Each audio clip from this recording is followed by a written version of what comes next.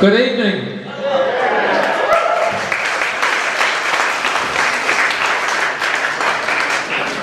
It's very nice to be here again. Okay,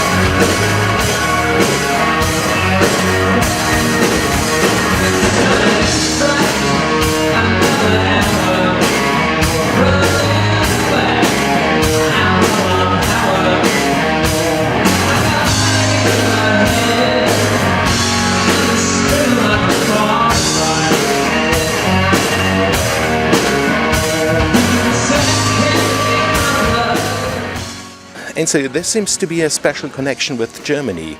Your first commercial record deal was with a German company. Yeah, I signed to Revue Records in '98, and the first chance I toured outside of the UK was with, through Revue Records.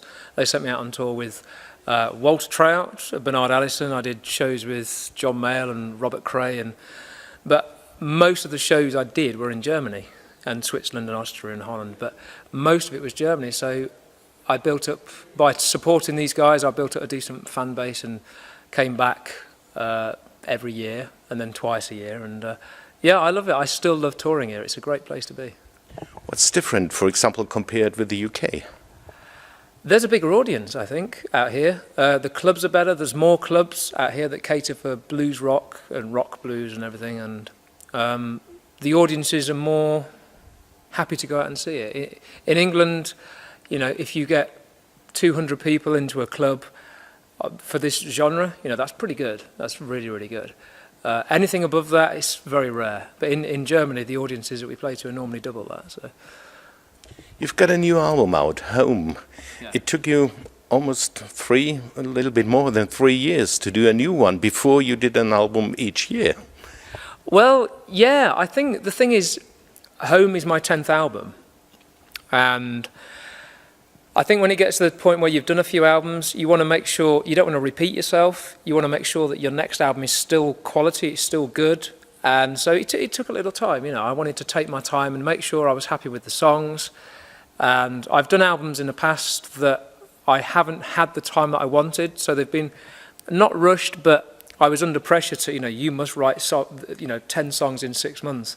And creatively, that's not good, I think in a creative context, you need to be able to breathe and let things flow. And so for Home, if I had an idea, I wrote it down and recorded it. If I had no ideas for 3 months, I just didn't record anything.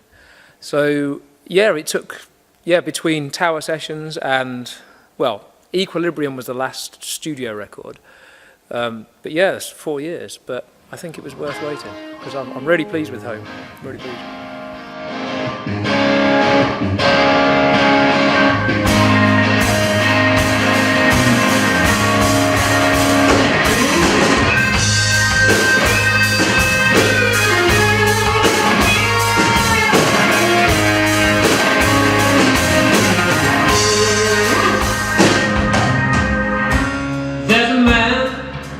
With a squeegee in his hand, and he's washing with the dirt yesterday night. make my way through the morning rush. The Sue's trying to make the 8:45. How far is the album title also kind of programmatic? You started your own label and released it on your own label. Yeah, I mean, I've been on 2 labels, 2 really successful labels, Roof Records in Germany and Manhattan Records in the UK. And they did great things, you know, they really helped me, you know, establish my name as an artist. But for this one, because I've been going for, you know, 14 or 15 years, there's enough people out there that know me, and we thought, well, let's bring it in-house. So me and my lady, Steph, who started off managing me, and now she set up the record label. So we thought, look, let's give it a go. You know, let's set up a label and we've done it the same, you know, everything's distributed through, you can still buy it on Amazon, iTunes, all this kind of thing. The only difference to the audience is the name of the record label. But other than that, everything's done the same. And we went to a really nice studio and spent a long time in it, and lots of, yeah, it's an exciting thing for us, you know, to sort of set up the label and release the 10th album on our own label. In a way, to me, Home sounds even matured. It's a bigger variety of styles that you're presenting. It's not only quote-unquote blues rock. Yeah. I think with all the albums I've done over the years, some of them have been bluesy, some have been rocky, and I think there's certain elements that make me up as an artist. There's the blues side. I'm really into like I love Freddie King and Albert Collins, and all the old, you know, Peter Green. I love all the electric blues, you know, classic 60s stuff. I like rock, you know, I like sort of AC/DC type sort of progressive rock. But I also like songs and melodies as well. So I think Home is probably the best example of all the different elements that make me up as an artist. There's some blues on there, there's some rock, there's some pop, some poppy songs on there. Some singer-songwriter type stuff, and I think it's a good combination of everything that sort of represents me as an artist. Broke is, for example, you mentioned the word poppy. Yeah. I guess the most accessible song? Yeah, probably. It's the kind, I mean, certainly in England, it's the kind of thing you'd hear on, you know, maybe Radio 1 or Radio 2. And I think for that, but when I wrote it, I didn't try and write a pop song, I just wrote the melody that I had in my head and the groove with the bass and the drums, and that's how it ended up. And yeah, so to have songs on the album like that, I think it breaks it up and keeps it interesting. Wake up to another day when the shadow turns short. You can wait from all my way. Wake up, stop the go out for you. Sing for the day. Speeding down the streets, my feet on the brakes. Breaking Up, we got the song Sugar almost in the middle of the album, which kind of breaks the mood, direction a little bit. It's starting out with the piano intro, and then there's coming in this heavy guitar. Yeah. So that's I guess you thought a lot about the sequencing of the songs. Yeah, because there is such a mixture on there. I think I think with all albums, it's always very tricky, very awkward to find the right running order, because you want the album to kind of, you don't want it to go up and then down and then up, and you want it to kind of just, it's got to be consistent, you know, and you don't want to put all your best songs at the start or the best songs at the end. You want to have it, you know, well spaced out. And I think with the way we did it, I think Sugar is the 6th, song number 6, and I think the first 5 songs are all very different, and then it comes down with the piano, start of Sugar, and it comes in with this old kind of blues thing, you know, and yeah, it's just to keep it broken up, really. There's another one, Free. Yeah. In a way, seems to be inspired by the tour you did with Lynyrd Skynyrd. I don't know. I mean, I was quite into a band called Creed for a while, and they're really quite heavy. They're not blues, you know. But there's a few of their songs that are almost kind of like anthems, you know, the big sort of loud, powerful guitar and the powerful drums with these really strong melodies and vocals over the top. And I think for that song, that's probably where I was coming from with that. Probably the rockier side of my nature. But also I wanted to have the dynamics in there as well, so obviously the verses are kind of quite soft, and then the chorus kind of hits hard, you know. Dynamics, I guess, is an important word in between songs, then on an album, but also during a show. How would you describe it, for example, your live shows concerning the dynamics? Yeah, I mean, we use dynamics a lot. I mean, there's two ways that, some bands will sort of, power from the start, number 10 from the start, and it's all the way through. And I've done that, in the past. I went through sort of 2004, I went quite rocky, quite hard, and everything was just, and then in retrospect, you look back and think, oh, everything's just like on number 10. And I was like, no, this is not right.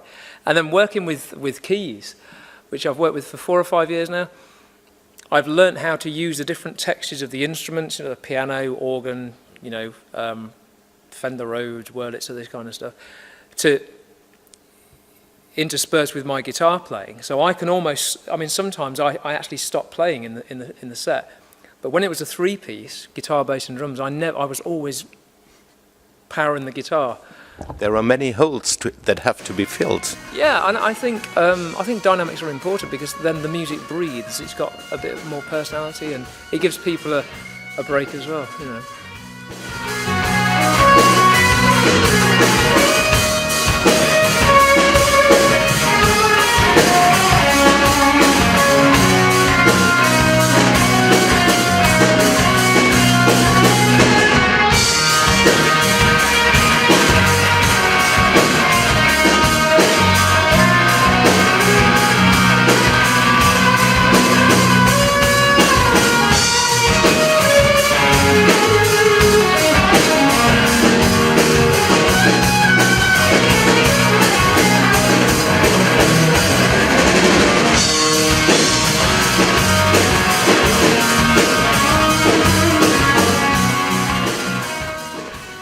How far has the role or the importance of the guitar for yourself changed with experience, with maturing? Because I think you started out as one of the young British blues rockers, guitar players, but I guess, as you mentioned, this development also changed a little bit the attitude towards the guitar. Yeah, I think when I started, the only thing I cared about was just the guitar. I was singing, I was writing songs, but the guitar is the most important thing.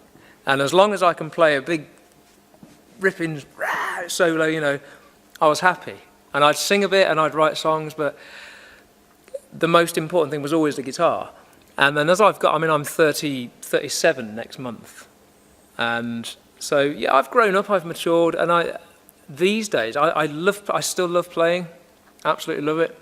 But now the guitar will serve the song, so I'll write a song and then I add the guitar solos later. So when I initially write a song, I'm not thinking, right, guitar solo, right, build a song around the guitar solo. That's kind of what I used to do. I used to write a guitar riff and everything else would be added on top, whereas now I write a song, write some lyrics, get a melody, get the whole thing, and then maybe from the start I have an idea for a guitar part, but the song is the most important thing now, and it used to be just the guitar.